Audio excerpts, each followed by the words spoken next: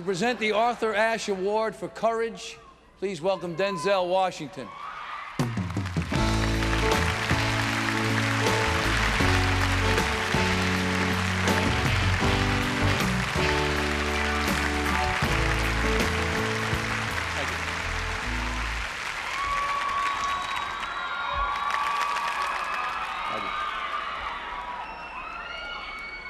Desire, strength, heart.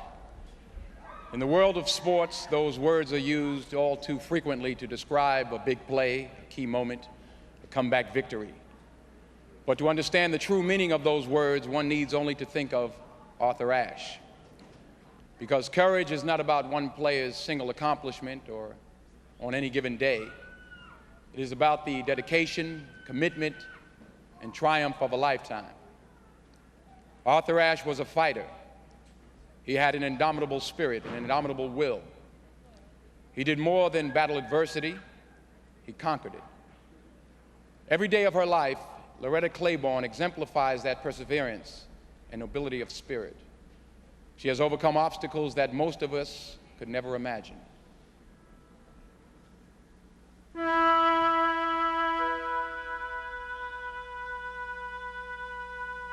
I was born blind and mentally retarded.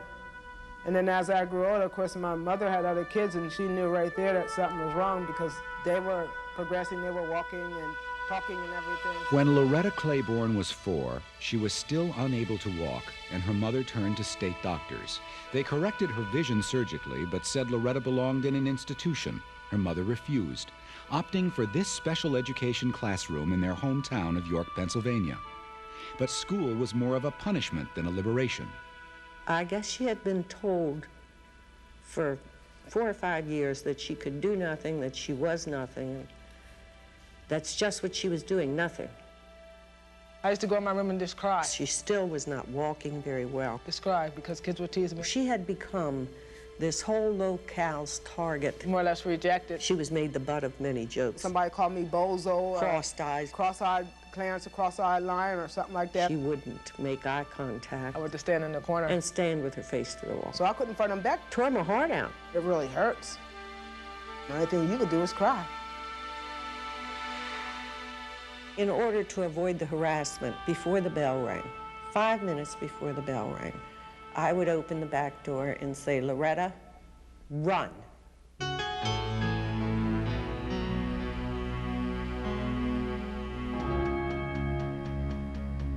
Loretta spent her childhood running these streets, running through the projects from the things that tormented her.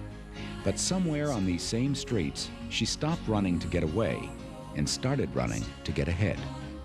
I started running more, and I learned to, just by overcoming it, just by running, and people would say, that girl could run. She finished the 1981 Boston Marathon in just over 3 hours, placing her in the top 100 women overall. Today, her marathon count is 26. I think running has meant a lot to Loretta because it's given her a sense of self-accomplishment. And with that self-accomplishment, the next hurdle isn't as large, and it's not a barrier that she can't get through, but she knows she's already cleared one, and what's another? You know, what's another, what's another?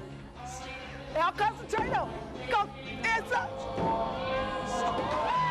She bowls competitively and has earned a 4th-degree black belt in karate.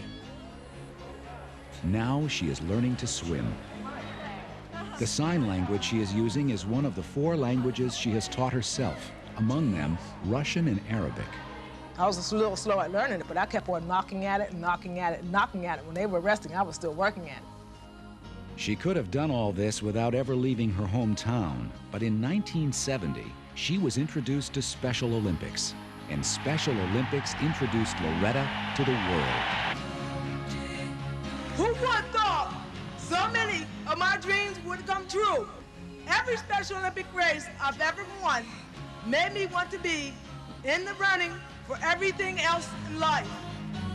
She has grown enormously in the last 10 years. Who would have predicted that Loretta, at the end of a tenure, would be chosen to introduce the President of the United States?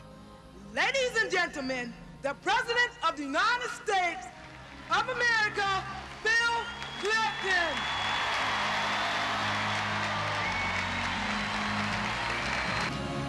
She has won 4 gold medals in 4 different events. She was named Special Olympics Athlete of the Year in 1990 and Athlete of the Quarter Century by Runner's World magazine. But she's not satisfied. She is training for 1997 in yet another sport.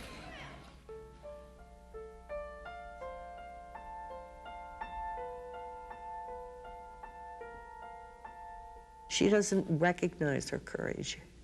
She doesn't know that what she's done with her life has taken so much guts. Ain't nothing special about me, ain't nothing.